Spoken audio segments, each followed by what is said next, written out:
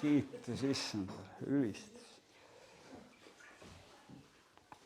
Muidugi see on suur osa Rainerist, et me Maiega võtsime selle tee ette, me muidu oleme Kadrinas, vaikses, rahulikus, alevis, kaskede keskel. Naudime oma esimest põllusaaki Eestimaal, kaalikad ja kapsad ja kõik, mis mu naist väga õnnelikuks teeb. Ja muidugi teeme seal ka Jumala riigi tööd ühel või teisel viisil. Usuelu algas mul karmidel nõukaaegadel kuskil suure show businessi keerises. Pärnust kuni Kamtšatkani välja ja Moskvad ja Leningradi jäähallid ja palju huvitavat sündi. Aga kontserdi tagasi tulles oli ikka piibel ootamas padja all ja niimoodi väikselt ja vaikselt.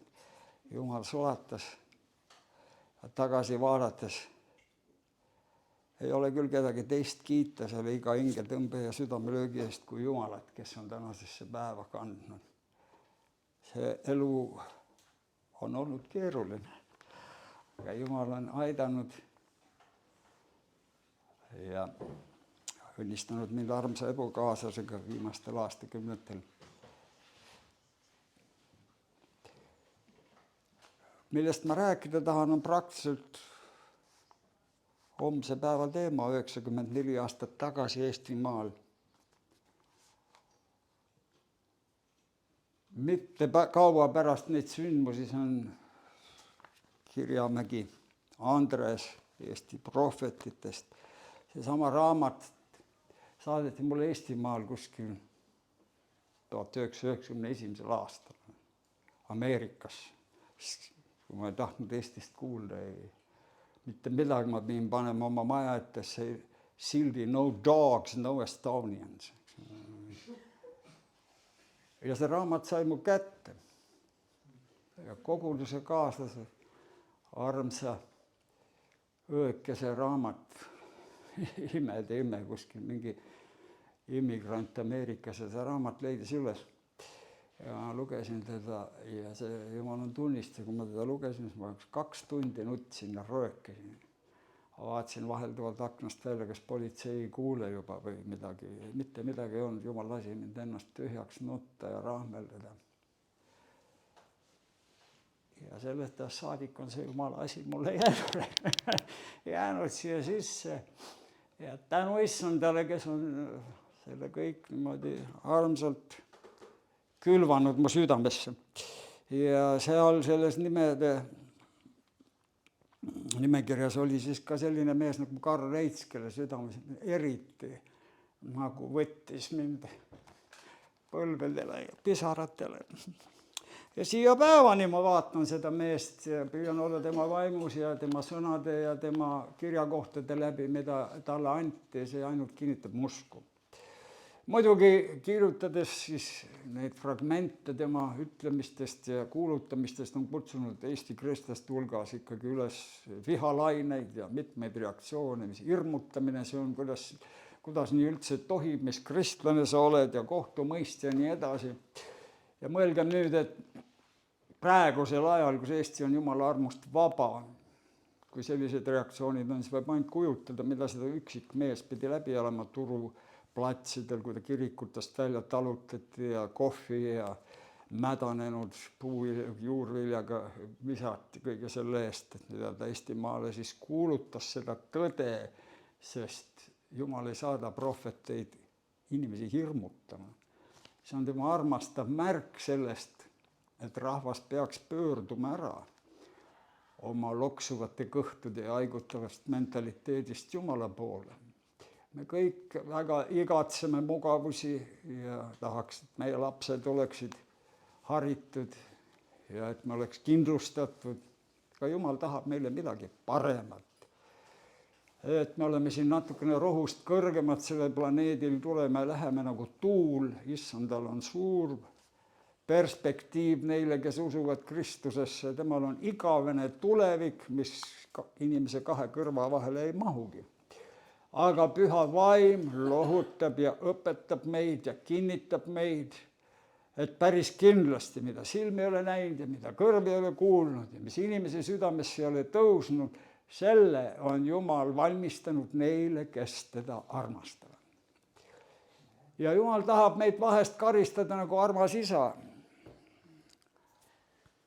Ja katsub meid läbi sellel eluajal, sest ilma tema poja verest pestud ei saa kuidagi taevariiki. Ja see tee ei ole alati libe. Mõned meist on pandud tõstma kuninga tuleku tee peale väikest kivi, mõni peab suure rahmakaga maadlema ja tee pealt kõrvale lükkama. Igalühel on oma osa Kristuse ihus. Nüüd homses päevas oli väga huvitav päev ühele mehele vähemalt meie rahva keskel. Ja ta ütleb siin, see on prohvet Reits, teine prohvetlik ülesanne ja ettekuulutus anti 30. juulil 1930 aasta kella 12:02, kui olin oma töökohal vabrikus. Ma kuulsin üht häält, kes mu kõrval rääkis ja ütles, kirjuta, armu aeg lõpeb. Kuid kodus rääkis issand mu vastu oma püha sõna läbi ja ütles, inimese poeg, kõik mu sõnad, mis ma sulle räägin, need võta oma südamesse ja kuule oma kõrvadega ja mine vangide, patuvangide juurde, oma rahva laste juurde ja räägi nendele ja ütle neile, nõnda ütleb issand Jehova, kuulgu need või ei, uskugu nemad mitte, põgenege patust, ärge peatuge. On midagi Soodoma Gomorra stiilis, kui Lott oma naisega arvati heaks sellest hukkuvast linnast päästa. Lõukoer tõuseb oma rägastikust ja rahvaste hävitaja asub teele, väljub oma asupaigast tegema su maad õudsaks ja su linna elaniketa varemeiks. Nüüd see message läks siis läbi Eestimaa kirikute, läbi suurete linnade, massid kuulsid seda, ta oli päris sihikindel oma töös. 11 aastat ta kuulutas seda meie rahvale. Ja Jumala sõna oli selle kuulutuse sees, mitte tema oma emotsioonid või tema oma haridus või tarkus, vaid Jumal oli siis tema läkitanud. Seesama sõna, mis tema tol ajal saatis meie rahva Reitsi läbi, ei ole kuhugi kadunud. See sõna, nagu ütleb Hebra raamatus, näeb meid kõiki ja tema ees oleme me kõik alasti. Ja lõpptulemusena tuleb meil aru anda selle sama sõna ees. Karl Reits kuulutas siis Jumala sõnaga inimestele parandust, meele parandust. See oli unikaalne päev. See ei olnud päris tavaline päev, sest Jumala vaim hakkas siis liikuma vähemalt ühe mehe läbi ja ma vaatan teda ja prohveteid kui ühte lakmuspaberit, mis pannakse, sest aeg on kohtul alata Jumala sõnast. Ja prohvetid tulevad teinekord nagu lakmuspaber Jumala käes, milline on inimeste vaimne seisund, milline on nende suhtumine Jumalasse.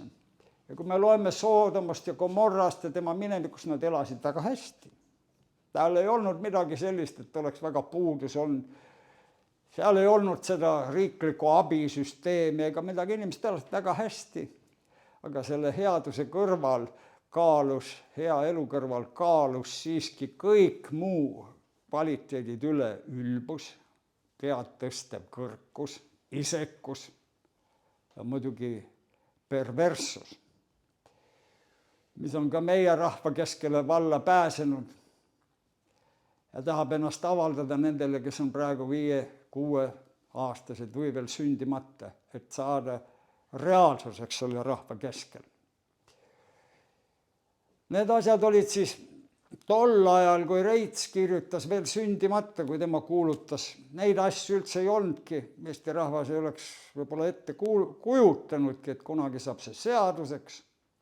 Ja nii nagu Ameerika Ühendriigidki, kelle kodanik mul on au olla, poleks 50 aastat tagasi oli nimi nagu homoseksuaalsus või gei, need inimesed ei teadnud sellist asja, see ei olnud üldse nagu sõnavaras igapäevases ja siiski on nüüd toimunud see kõik, mida tol ajal ei osatud suuga välja öeldagi.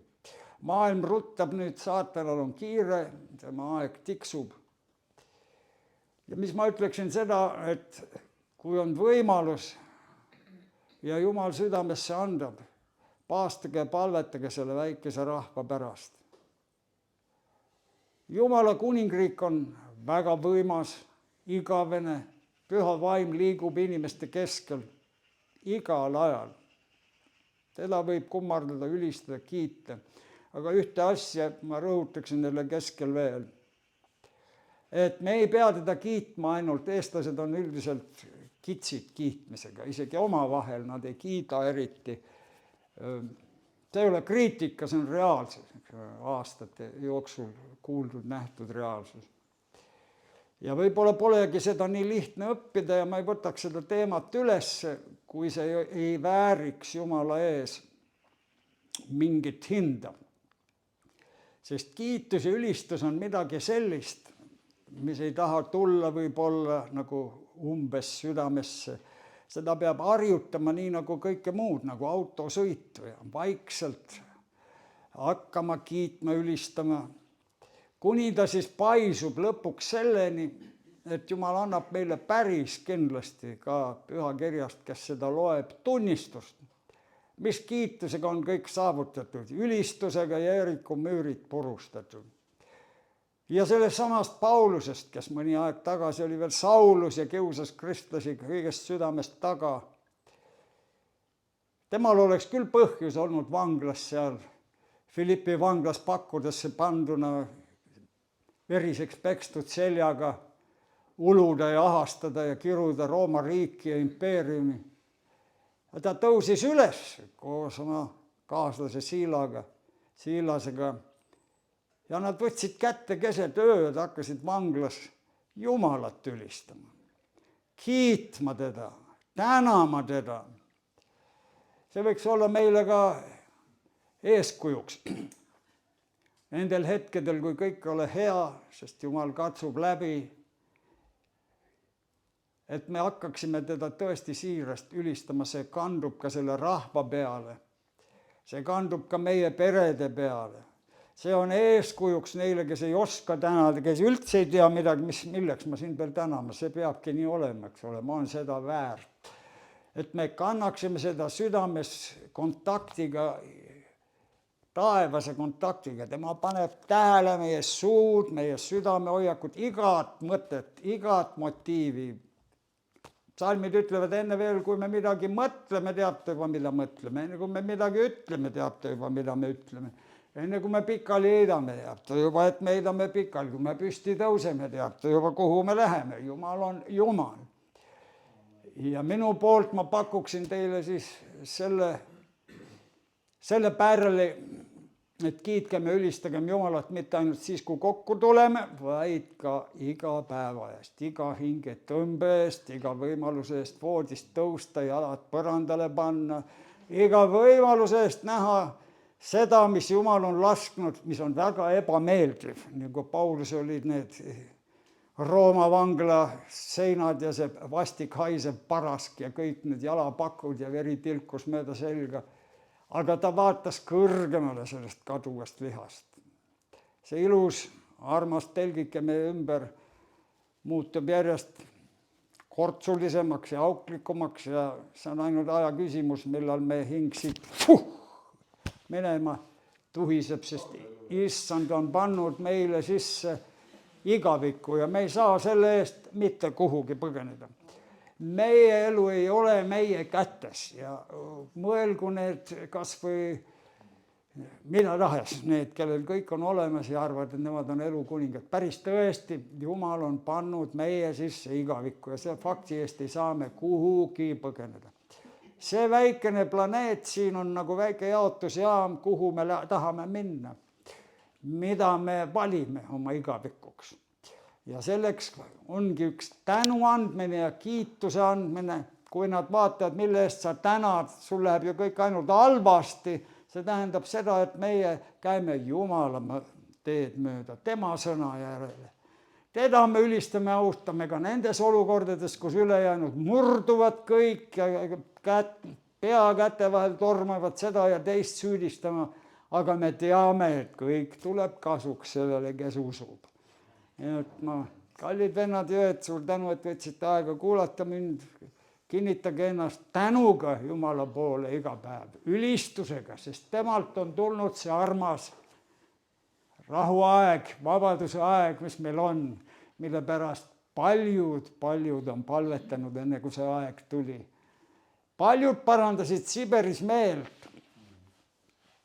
Mõned, kes tahtsid päris prohvetit tappa, kirjutasid talle hiljem kirja, ma väga südame põhjast vabandan, kui mul oli kuri plaan, aga näed, Jumal päästis teid ja nüüd on ta tänu Jumalale ka mind päästnud. Issand on ikka elav ja vägev ja paljud on veel päästmata, paganate arv ei ole veel täis. Nii et võtkem Issandat ikka reaalsuses, igapäevases elus, otsigem tema riiki kõigepealt ja kõike muud antakse meile pealegi. See on Jumala tõotus. Tänu.